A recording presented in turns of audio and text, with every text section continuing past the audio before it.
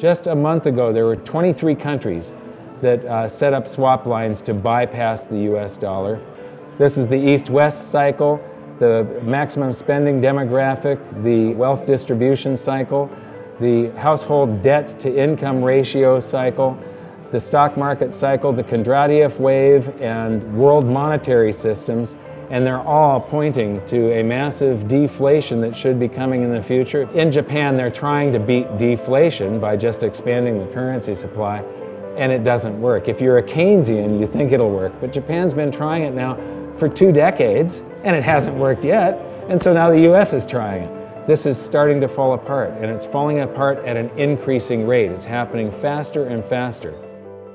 I'm up at the Cambridge House Investment Conference in Vancouver, Canada, and I'm about to go on stage in a few moments, and I'm going to be talking about why I think there's deflation coming and it's coming soon. I'm going to be going over what I call the golden nails in the dollar's coffin. The US dollar standard as the world's reserve currency, its days are numbered.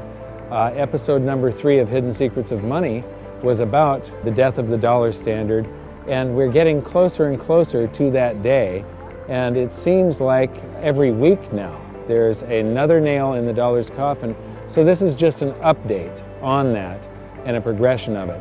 So I hope you enjoy this. I hope you get something from it. Come on in and join me.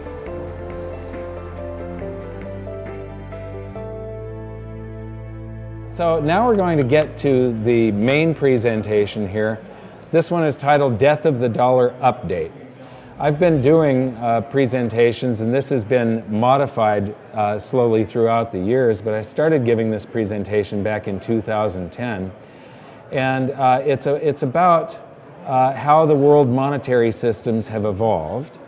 And I'll show you that every 30 to 40 years, the world has a brand new monetary system, and people really didn't know that we go through we go along and pressures build up in a monetary system. It starts to develop stress cracks and implode, and there's an emergency meeting of a bunch of finance ministers, and they try and come up with a new world monetary system. This chart here is from JP Morgan. Anybody that reads Zero Hedge may have seen it. It's been in quite a number of newsletters.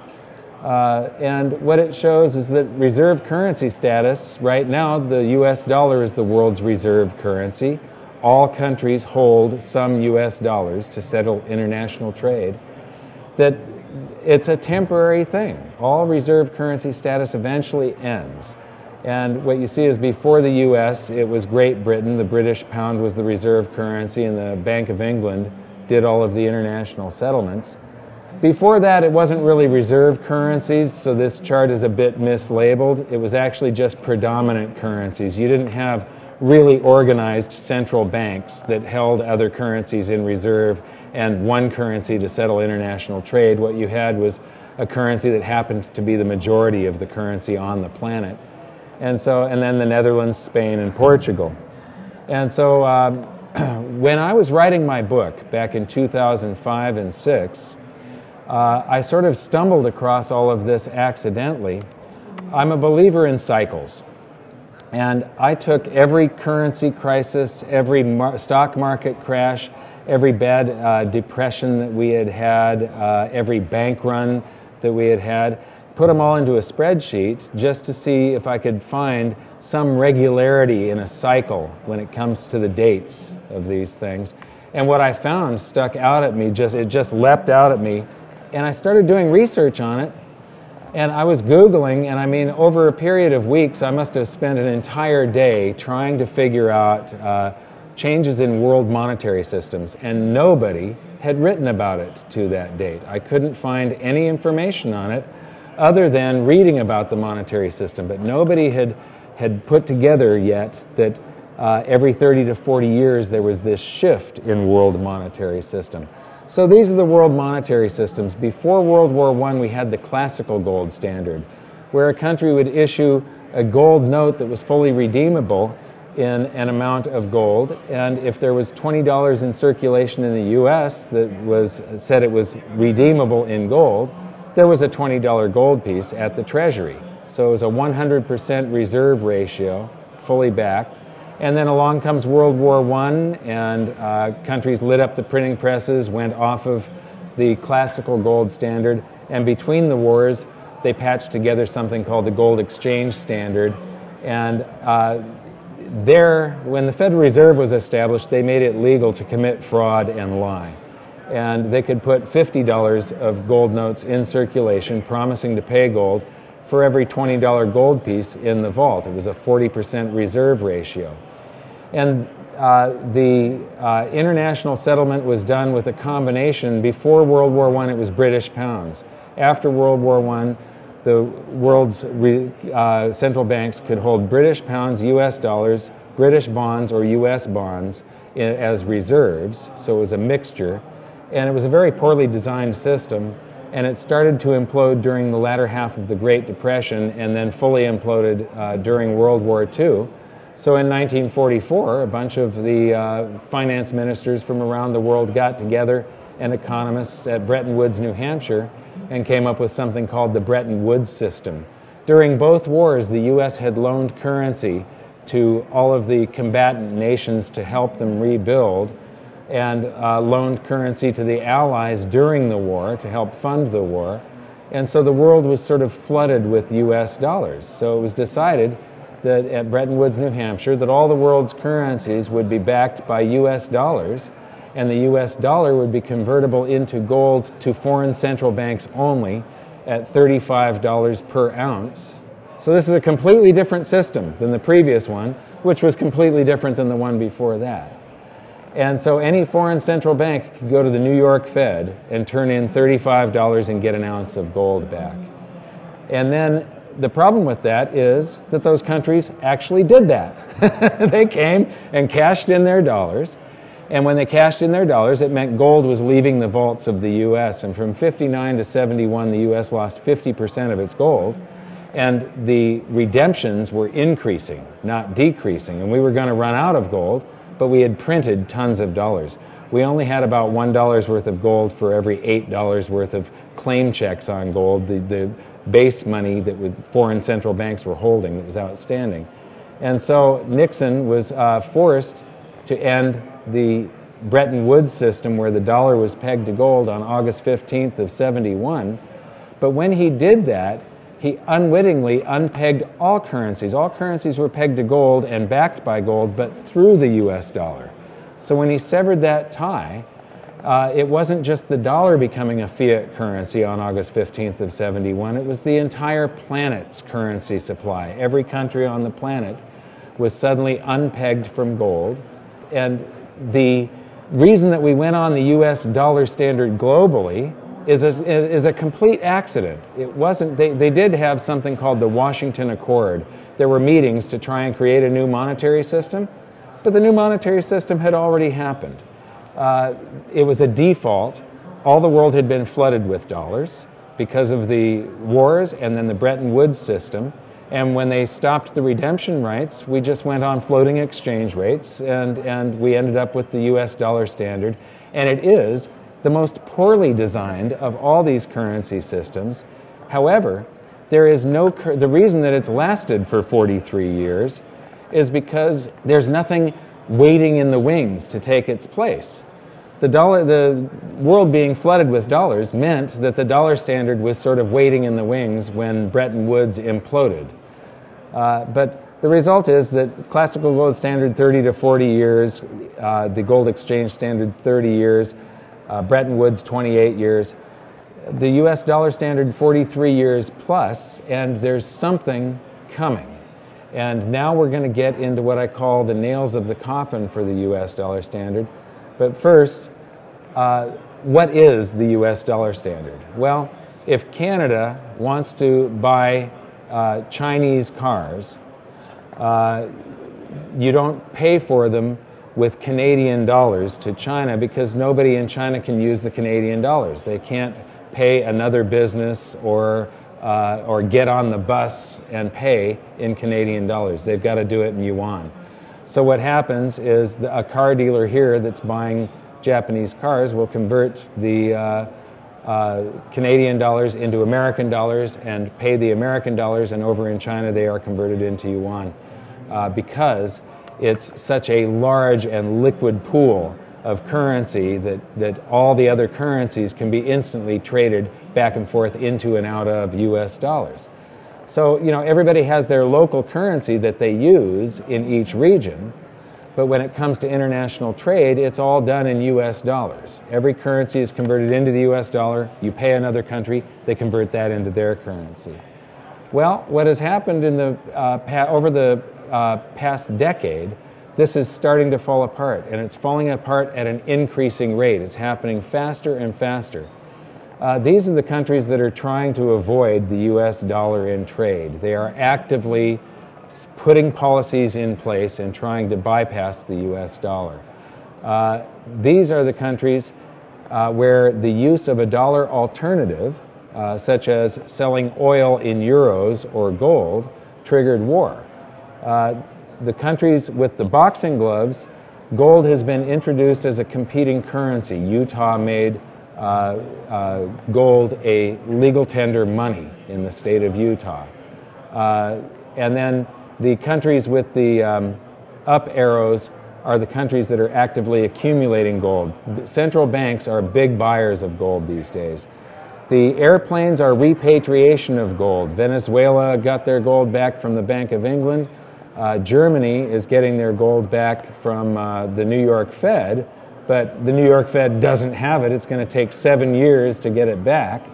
And then the question marks are probably future gold repatriations. It's citizens demanding of their government that their government repatriate their gold from the New York Fed or the Bank of England, the old entities that used to do the international settlement under those previous monetary systems. So this is the timeline of the nails in the coffin for the US dollar standard, and I believe that because there's no other system waiting in the wings to just sort of take over, that this is going to be very chaotic and very painful for most people. In 1971, August 15th, Nixon removed the gold backing and all the world's currencies became fiat floating currencies. And then there was this nice calm before the storm and everything worked just fine. And that's the way it was in all the previous monetary systems. They worked fine for a while, and then pressures build up, disequilibria happens, and stress cracks start to develop, and then it starts to implode. And so that happened until Saddam Hussein started selling oil in euros. Well, we know how that worked out for him. Then along comes the 2008 crisis. Then Iran ends oil sales in dollars. We have quantitative easing too, and add another $600 billion to the currency supply in the base money in the United States. Then Muammar Gaddafi announces that he planned to sell oil in other currencies like the euro and gold, and we know how that worked out for him. China and Russia bypassed the dollar. Chinese president says dollar reserves are a product of the past. Utah recognizes silver and gold as money. China and Iran bypassed the dollar. Venezuela repatriates their gold. China and Japan allow currency swaps. India and Japan bypass the dollar. Russia and Iran trade directly. Iran sells India oil for rupees and commodities. China and Brazil trade directly. African countries ban the dollar. Now, for a while in Zambia, you could go to jail for using US dollars. There were a number of countries that were trying to get off of the... there's countries around the world that are very dollarized. For instance, in South America, there are countries where most of the currency supply is US dollars. They don't use much of their own national currency. I've spoken in Peru, and there it's about a 50-50 mix, and every cab driver, every grocery store, they all take either currency, it doesn't matter, and they know what the exchange rate is, and they're used to it. And so QE3, print to infinity, well, they've announced tapering. Maybe infinity doesn't go forever. However, they're tapering into weakness. The US economy isn't that strong right now. This is a bad time to taper. It would have been better to taper last year. So they're tapering into weakness, so we'll see how this works out for them, but I don't think it's going to work out that well. Iran trades energy for gold.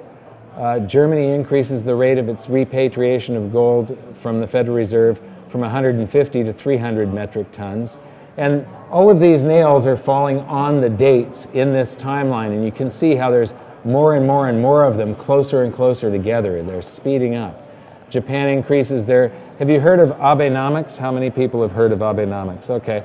Well, in Japan, they're trying to beat deflation by just expanding the currency supply, and it doesn't work. If you're a Keynesian, you think it'll work, but Japan's been trying it now for 2 decades, and it hasn't worked yet, and so now the US is trying it. And every country on the planet is printing to beat hell. China considers gold, not the dollar, as a yuan reference. So right now, internationally, you know, when you're trading yuan, it's always priced in dollars. They're considering trying to peg it to gold somehow. China agrees to a $45 billion swap line with the ECB, the European Central Bank. Well, that means that when Europe buys Japanese cars, they now pay in euros. They don't pay in dollars. So the dollar is no longer required. More than half of all the world's currency is US dollars. More than half of those dollars reside outside the United States. They're sloshing around the planet in this international trade, and now countries are skipping the US dollar, so it isn't as necessary. So all those dollars will eventually come back home to the US, and that's when the US will see a big inflation. We saw a huge inflation of real estate back in the late 80s as Japan, with their big stock market bubble, came to the United States and bought up all of the prime real estate like Rockefeller Center and most of downtown Los Angeles. An enormous inflation in real estate. We're going to be seeing the same thing as all of these dollars that are used in international trade come home because they no longer need them around the rest of the world. Korea signed a deal with Indonesia for a currency swap agreement worth $10 billion. Australia does a currency swap deal with Korea and opens up a trading exchange for Chinese yuan. New Zealand does a currency deal with China. Just a month ago, there were 23 countries that set up swap lines to bypass the US dollar. I believe it was last week or the week before, Russia, China, and Iran decided to drop the dollar in bilateral trade. So these countries no longer have to settle in US dollars when they're settling between them. And while they were discussing that deal, they set up a meeting where China and Russia signed 30 agreements, and one of them is a $400 billion gas deal, and in all of these agreements, the US dollar is no longer required. And now, today, China and Japan launched that direct yen-yuan trading exchange. That happens today. And now the US government is getting in on the act of hammering golden nails in the dollar's coffin. The Foreign Account Tax Compliance Act goes into effect. As a Canadian, you can move anywhere in the world, and if you open a business in Peru or in Japan or somewhere in Europe, you pay tax on your residency. You're not going to pay tax to Canada. You pay tax in the country you live in. You can go to Singapore where tax rates are much lower. Open a business there, or if you're retired, draw out, and you're going to pay Singapore taxes. The US is one of 2 countries on the planet, the United States and Eritrea, this microscopic country in Africa that's very poor and has no technology to track its own citizens. And the US, they're the only 2 countries on the planet that tax us by our citizenship. So if I move to Singapore, I pay Singapore taxes, and then I file a return with the US government, and I get to deduct my Singapore taxes and pay the difference to the US. The US has this leash on its citizens that's like an invisible Berlin Wall. We call it the land of the free, but I don't think it's quite as free as it once was. This Foreign Account Tax Compliance Act means, and there's 30 countries around the planet that have agreed to this, it means that banks around the world have to inform the US government and the IRS about their account holdings of all American citizens. So this is a big burden, this compliance with the US government and reporting. that banks don't want to have. And the result is that very few banks on the planet now want to deal with US citizens. So if a US citizen can't go and open up a business in Singapore and a bank account to be able to operate that business with, that means that there's going to be less use for US dollars in the future abroad. And so it's just one more nail in the coffin of the US dollar standard. US citizens are being tracked all over the world, and our government is intent on squeezing its taxes out of them. It's a few days later now, and I thought that this was so important that I should stop the video right here and elaborate on it a little bit. On July 1st, 2014, all foreign banks and financial institutions are supposed to start reporting all Americans with accounts of more than $50,000 to the IRS. Now, the foreign banks don't want to do this, but the IRS and the U.S. Treasury are forcing them to do it by threatening to freeze them out of the United States financial markets if they don't comply. And so far, 77,000 banks have signed on. You might have heard that this has been postponed until 2016, but actually it's just that the IRS and the U.S. Treasury have given a 2-year grace period to foreign financial institutions that fail to comply with this new rule before they beat them into submission. So this is something that is happening. It goes into effect July 1st, 2014. So I believe that this is actually the greatest opportunity in history, though. There's a convergence happening right now. To see more of this, I'm running out of time now. So to see more of this, visit hiddensecretsofmoney.com. The 3rd episode is about the nails in the coffin. This was an update because there's been so many more nails in the coffin since that was filmed. But you'll see how the world monetary system is basically a Ponzi scheme. I believe our episode 4 is the first time that the world monetary system has been explained in a way that the average person can grasp and see how it always requires us working and paying taxes in the future to support the monetary system today and keep it from imploding. I'm going to be able to continue this presentation and give a whole bunch more data and update some things, some other items. And let you know where I think things are going in the future. You'll learn things like wealth cycles. This is a wealth cycle between gold and stocks. And $1 invested in 1871, I know that was a long time ago, would be just under $11 million today using this system.